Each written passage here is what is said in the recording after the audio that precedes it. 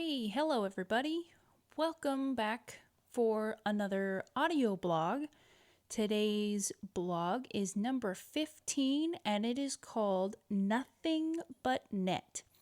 It was uploaded earlier this morning onto my website. The link is in the description box. I upload blogs every Monday and Friday. If you are enjoying the content and you would like to see and hear more, please feel free to like and subscribe. And here we go with Nothing But Net.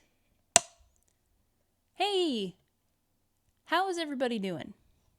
Thank you for joining us. Today's post is about sports.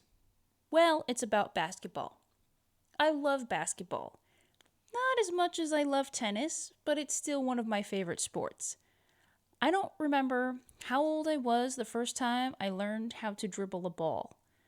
I must have been young because as a gift one year, I got one of those plastic basketball hoops that went from about 3 feet tall up to about 6 feet tall. It also had a picture of Michael Jordan on it. The base of it was blue, the rim was red, and the backboard was white. I loved playing with that thing. I kept it for quite a while and then I passed it down to my cousin for her to use. I think I used it or had it for about 10 or 15 years. Somewhere along the line of me having that plastic hoop, I got a real heavy-duty hoop that went up to 10 feet. I think I got that big girl hoop when I was about 9 or 10 years old, but I still kept the plastic one for my little brother to use. I used it too, since it was the hoop I grew up with. I'm pretty sure I got the plastic Michael Jordan hoop before I went to basketball camp. Yes, I went to basketball camp. If I'm remembering correctly, I went to basketball camp shortly after my family and I returned home from Hawaii back in 1998. So, thinking about that timeline, I think I got my big girl hoop right around that time. I think. I'm not too sure. Anyway, at this camp, either during, after, or both, I got to meet a few professional basketball players. I had heard their names before, but I never knew who they were. I was no more than 10 years old. Well, I had met Bill Walton from the Boston Celtics, Jennifer Azzi from the Utah Stars, and Eldridge Ricasner from the Atlanta Hawks. I had my picture taken with Bill Walton. My dad had helped me with remembering Jennifer Azzi and Eldridge Ricasner.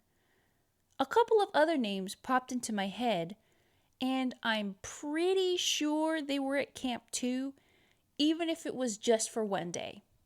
The other names that came to mind were Lisa Leslie from the LA Sparks and Rebecca Lobo from the New York Liberty. I think the camp was a week-long thing, but it also could have been a 3-day thing. I don't remember much from it, but my family and I do have photos from that experience. The funny thing is that the camp was held at the high school I would attend about 5 or 6 years later. It's still weird to think about. I really can't remember how old I was, maybe 8 or 9 years old. I had signed up for basketball. Right now, my memory of when I was younger is running all together. I do remember the teams being co-ed teams.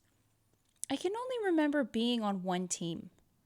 I think I only had played for 1 year. And my team's name was the Warriors. Our uniforms were these mustard yellow t-shirts with black lettering. It had the team's name on the front and our number on the back. I was number 5. I sadly no longer have the shirt. I kept it for a while after I stopped playing, but eventually outgrew it, so I had to get rid of it. I still enjoy playing basketball, but it's really just more for the fun of it. I no longer have any of my basketball hoops. I'm not really sure what happened to my plastic Michael Jordan one, since my cousin was the last one who had used it last. And then my big 10-foot hoop broke, or something like that. I can't really remember. Or maybe it was missing some pieces after my family and I had moved back to our hometown. I can't really remember, it was a long time ago. So whenever I want to play, I go to the local park with some friends or my dad and my brother, and we'll just shoot some hoops. Occasionally, we'll play horse or around the world. I haven't been out on the courts in a long time. I need to get back out there and shoot some hoops again. My family and I have a rule when we go to the park and shoot some hoops. When we're ready to go home, we can never leave on a missed basket. We always have to make our last shot before we can go home. It's tradition. I don't remember how that tradition came about, but we still stick to that rule. If you're wondering if I've ever been to a basketball game, the answer is yes. Yes, I have been to a basketball game. I have only ever been to one professional game ever in my life. It was at Oracle Arena when the Golden State Warriors were playing the Minnesota Timberwolves. I went with some of my family. It was the night that Chris Mullins' jersey was retired.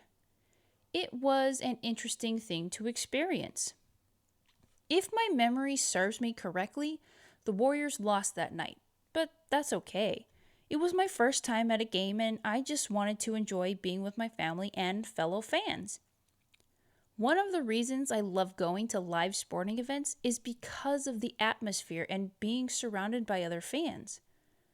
I've noticed that whenever I go to an arcade place that has the basketball game where you shoot baskets, that's the game I always want to play.